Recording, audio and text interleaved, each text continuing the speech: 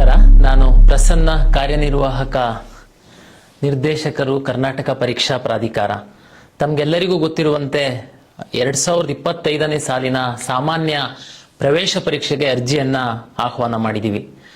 ತಮಗೆಲ್ಲ ಗೊತ್ತಿರುವಂತೆ ಗ್ರಾಮೀಣ ಪ್ರದೇಶದ ವಿದ್ಯಾರ್ಥಿಗಳು ಈ ಹಿಂದಿನ ವರ್ಷಗಳಲ್ಲಿ ಅರ್ಜಿ ಸಲ್ಲಿಸುವಂತಹ ಸಂದರ್ಭದಲ್ಲಿ ಸಾಕಷ್ಟು ತಪ್ಪುಗಳನ್ನ ಮಾಡಿದ್ದರ ಪರಿಣಾಮವಾಗಿ ಅವರು ಸೀಟು ಹಂಚಿಕೆ ಸಂದರ್ಭದಲ್ಲಿ ತುಂಬಾ ಸಮಸ್ಯೆಗಳನ್ನ ಎದುರಿಸಿದ್ದಾರೆ. ಹಾಗಾಗಿ ನಾವು ಈ ಬಾರಿ ಸಾಕಷ್ಟು ಸರಳೀಕರಣವನ್ನ ಅರ್ಜಿ ಸಲ್ಲಿಸುವಂತಹ ಸಂದರ್ಭದಲ್ಲಿ ಮಾಡಿದ್ದೀವಿ.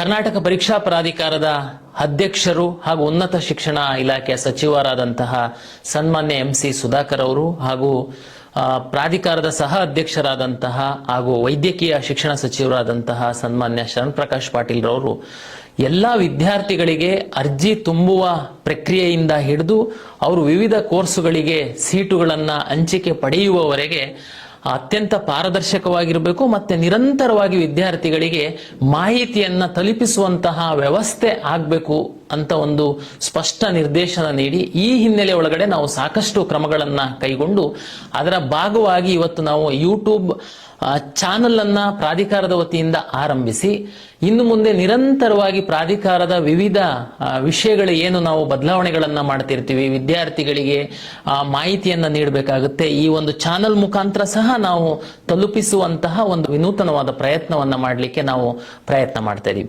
ಈ ಬಾರಿ ಅರ್ಜಿ ಸಲ್ಲಿಸುವಂತಹ ಸಂದರ್ಭದಲ್ಲಿ ವಿದ್ಯಾರ್ಥಿಗಳು, ಪೋಷಕರು ವಿಶೇಷವಾಗಿ ಗಮನಿಸಬೇಕಾದಂತದ್ದನ್ನ ನಾನು ತಮಗೆ ಹೇಳುವಂತದ್ದಾದ್ರೆ, ನಾವು ಈ ಬಾರಿ AI ಬೇಸ್ಡ್ ಅಪ್ಲಿಕೇಶನ್ ಅನ್ನ ನಾವು ಮಾಡಿದೀವಿ. ತಮ್ಗೆಲ್ಲ ಗೊತ್ತಿರುವಂತೆ ಈ ಹಿಂದೆ ತಾವೆಲ್ಲ ಸೈಬರ್ ಸೆಂಟರ್ಗಳು ಬೇರೆ ಬೇರೆಯವರಿಗೆ ತಮ್ಮ ಎಲ್ಲ ಕ್ರೆಡೆನ್ಷಿಯಲ್ ದಾಖಲೆಗಳನ್ನ ಕೊಟ್ಬಿಡ್ತಿದ್ರಿ. ಅದರಿಂದ ಕೆಲವೊಮ್ಮೆ ತಮಗೆ ಸಹಾಯ ಆಗಿದೆ, ನಾನಿಲ್ಲ ಅಂತ ಹೇಳಲ್ಲ, ಆದ್ರೆ ಕೆಲವೊಮ್ಮೆ ಅದರದ್ದು ಮಿಸ್ಯೂಸ್ ಸಹ ಆಗಿದೆ, ಅದರ ದುರುಪಯೋಗ ಸಹ ಆಗಿದೆ. ಆದ್ರಿಂದ ಈ ಬಾರಿ ನಾವು ಒಂದು ಅಪ್ಲಿಕೇಶನ್ಗೆ ಒಂದು ಮೊಬೈಲ್ ನಂಬರಿಗೆ OTP ಬರುವಂತದ್ದು ಹಾಗೂ ಪ್ರತಿ ಹಂತದಲ್ಲಿ ತಾವು ಲಾಗಿನ್ ಆಗಬೇಕು ಅಂತಂದ್ರೆ OTP ಸ್ವೀಕರಿಸಿ OTP ಎಂಟ್ರಿ ಮಾಡಿದ್ರೆ ಮಾತ್ರ ಲಾಗಿನ್ ಆಗುತ್ತೆ. ಕಳೆದ ಬಾರಿ ಅದರ ಹಿಂದಿನ ಬಾರಿ ಎಲ್ಲ ತಾವು ದಾಖಲೆಗಳನ್ನ ಅಪ್ಲೋಡ್ ಮಾಡುವಂತದ್ದು ಗೊಂದಲ ಆಗಿತ್ತು. ಅದನ್ನು ನಾವು ಪರಿಶೀಲನೆ ಮಾಡುವಂತಹ ಸಂದರ್ಭದಲ್ಲಿ ಮಿಸ್ಟೇಕ್ ಆಗಿ ಕೆಲವು ರಿಸರ್ವೇಶನ್ ತಮ್ಗೆ ತಪ್ಪೋಗಿತ್ತು ಅನ್ನುವ ಹಿನ್ನೆಲೆಯಲ್ಲಿ ಈ ಬಾರಿ ನಾವು ಕೇವಲ ತಮ್ಮ ಫೋಟೋ ಮತ್ತೆ ಸಿಗ್ನೇಚರ್ ಮಾತ್ರ ಅಪ್ಲೋಡ್ ಮಾಡೋದಕ್ಕೆ ಹೇಳಿದೀವಿ. ಉಳಿದಂತ ಯಾವುದೇ ದಾಖಲೆಗಳನ್ನ ತಾವು ತಮ್ಮ ಅರ್ಜಿಯೊಂದಿಗೆ ಅಪ್ಲೋಡ್ ಮಾಡುವಂತಹ ಅಗತ್ಯವಿಲ್ಲ.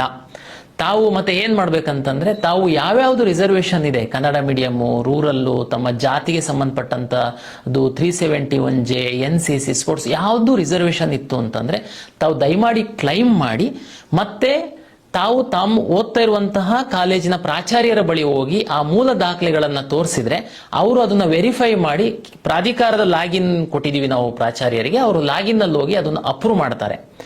ಇದರಿಂದ ಏನು ತಮಗೆ ಸಹಾಯ ಆಗುತ್ತೆ ಅಂತಂದ್ರೆ, ತಾವು ಏನಾದ್ರೂ ತಪ್ಪುಗಳಾಗಿತ್ತು ಅಂತಂದ್ರೆ ತಾವು ಅಲ್ಲಿಯೇ ತಮ್ಮ ಕಾಲೇಜ್ ಹಂತದಲ್ಲೇ ಸರಿ ಮಾಡಿಸ್ಕೊಳ್ಳುವಂಥದ್ದಕ್ಕೆ ಪ್ರಾಧಿಕಾರ ವ್ಯವಸ್ಥೆಯನ್ನ ಮಾಡಿಕೊಟ್ಟಿದೆ. ಎಲ್ಲ ವಿದ್ಯಾರ್ಥಿಗಳು, ಪೋಷಕರಿಗೆ ಮತ್ತೊಮ್ಮೆ ನಾನು ವಿಶೇಷವಾದ ವಿನಂತಿ ಏನಂತಂದ್ರೆ, ನೀವು ಈ ರಿಸರ್ವೇಶನ್ಸ್ ಏನಿದೆ ತಮ್ಗೆಲ್ಲ ಗೊತ್ತಿದೆ, ಕರ್ನಾಟಕದಲ್ಲಿ ಕರ್ನಾಟಕ ರಾಜ್ಯ ಸರ್ಕಾರ ನಾವು ಹಂಚಿಕೆ ಮಾಡುವಂತಹ engineering, medical, Ayush, dental, agriculture, veterinary ಎಲ್ಲ ತರದ ಕೋರ್ಸ್ಗಳಿಗೆ ಸಹ ರಿಸರ್ವೇಶನ್ಸ್ ಇದೆ. ತಾವು ಅರ್ಜಿ ಹಾಕುವಂತಹ ಸಂದರ್ಭದಲ್ಲಿ ರಿಸರ್ವೇಶನ್ ಅನ್ನು ಸ್ಪಷ್ಟವಾಗಿ ನಮೂದಿಸಲಿಲ್ಲ ಅಂತಂದ್ರೆ ನಂತರದ ದಿನಗಳಲ್ಲಿ ತಾವು ಅರ್ಹತೆ ಇದ್ರೂ ಸಹ ತಮ್ಗೆ ನಾವು ಸೀಟ್ ಹಂಚಿಕೆ ಮಾಡ್ಲಿಕ್ಕೆ ಆಗಲ್ಲ. ಹಾಗಾಗಿ ದಯಮಾಡಿ ತಾವು ಯಾವ್ಯಾವ್ದೆಲ್ಲ ರಿಸರ್ವೇಶನ್ಗೆ ಅರ್ಹರಿದ್ದೀರಾ ಅದನ್ನ ಪರಿಶೀಲಿಸಿಕೊಂಡು ದಯಮಾಡಿ ಅರ್ಜಿ ಹಾಕುವಂತಹ ಸಂದರ್ಭದಲ್ಲಿ ಬಹಳ ಸ್ಪಷ್ಟವಾಗಿ ತಾವು ತಮಗೆ ಅನ್ವಯಿಸುವಂತಹ ರಿಸರ್ವೇಶನ್ಗಳನ್ನ ಹಾಕ್ಬೇಕು ಅನ್ನುವಂಥದ್ದು ನನ್ನ ಕಳಕಳಿಯ ವಿನಂತಿ. ಯಾಕೆಂತಂದ್ರೆ ಸೀಟು ಹಂಚಿಕೆ ಅದರ ಆಧಾರದ ಮೇಲೆ ಆಗುತ್ತೆ. ತಾವು ನಂತರದ ದಿನಗಳಲ್ಲಿ ಬಂದು ನಂದು ಇದಿತ್ತು ಹಾಕ್ಲಿಲ್ಲ, ನನ್ನ GM ಆಗ್ಬಿಟ್ಟಿದೆ ಅಂತಂದ್ರೆ ನಾವು ಅವಾಗ ನಿಮಗೆ ಸಹಾಯ ಮಾಡ್ಲಿಕ್ಕೆ ಆಗಲ್ಲ. ಹಾಗಾಗಿ ದಯಮಾಡಿ ಅದನ್ನ ತಾವು ಮಾಡಬೇಕು ಅಂತೇಳಿ ಈ ಹಂತದಲ್ಲಿ ತಮಗೆ ವಿನಂತಿಯನ್ನ ಮಾಡಿಕೊಳ್ತೇನೆ. ಇದು ಕೇವಲ ಅಪ್ಲಿಕೇಶನ್ ಹಾಕುವಂತವರಿಗೆ ನಾವು ಇವತ್ತು ಏನು ನಾವು ಈ ವಿಡಿಯೋವನ್ನ ಮಾಡಿ ರಿಲೀಸ್ ಮಾಡ್ತಾ ಇದೀವಿ. ಮುಂದಿನ ದಿನಗಳಲ್ಲಿ ಪ್ರತಿ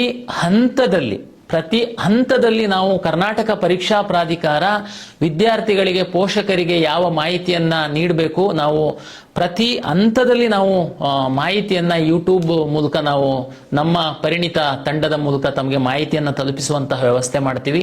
ತಾವು ಹಾಗಾಗಿ ಕರ್ನಾಟಕ ಪರೀಕ್ಷಾ ಪ್ರಾಧಿಕಾರದ ಯೂಟ್ಯೂಬ್ ಚಾನಲ್ ಅನ್ನ ತಾವು ಫಾಲೋ ಮಾಡ್ತು ಅಂತಂದ್ರೆ ತಮಗೆ ಪ್ರತಿ ಹಂತದ ಮಾಹಿತಿ ಸಿಗುತ್ತೆ. ಆಮೇಲೆ ಇನ್ನೊಂದು ವಿಶೇಷವಾಗಿ ತಮ್ಗೆ ಹೇಳುವಂತದ್ದು, ಮೆಡಿಕಲ್ಗೆ ಸಂಬಂಧಪಟ್ಟಂತೆ ಡೆಂಟಲ್ಲು ಬೇರೆ ಬೇರೆ ಕೋರ್ಸ್ಗಳಿಗೆ ತಾವು ಪಡೆಯುವಂತವ್ರು, ಒಂದು ಈಗ ಹೆಚ್ಚು ಪರೀಕ್ಷೆಗೆ ಸಿದ್ಧತೆಯನ್ನ ಮಾಡಿ ಒಳ್ಳೆ ರೀತಿಯಲ್ಲಿ ಪರೀಕ್ಷೆ ಬರೀರಿ.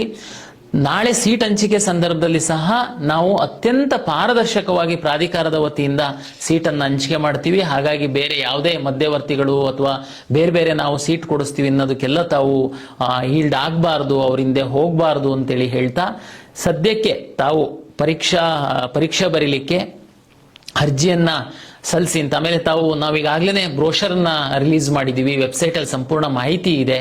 ತಾವು ಯಾವ ಕೋರ್ಸನ್ನು ಪಡೆಯಲು ಇಚ್ಛಿಸ್ತೀರಾ ಅಂಥವರು ಅದರ ಆಧಾರದ ಮೇಲೆ ನೀವು CET ಬರೀಬೇಕಾಗುತ್ತೆ. ನಾವು PCMB 4 ಸಬ್ಜೆಕ್ಟ್ಗಳಿಗೆ ಪ್ರಾಧಿಕಾರ ಪರೀಕ್ಷೆ ನಡೆಸಿದ್ರು ಸಹ ಕೆಲವು ವಿದ್ಯಾರ್ಥಿಗಳು ಮೆಡಿಕಲ್ಗೆ ಹೋಗುವಂಥವ್ರು ಮಾತ್ರ ಇರ್ತಾರೆ, ಕೆಲವರು ಓನ್ಲಿ ಇಂಜಿನಿಯರಿಂಗಿಗೆ ಮಾತ್ರ ಹೋಗುವಂಥವ್ರು ಇರ್ತೀರಾ.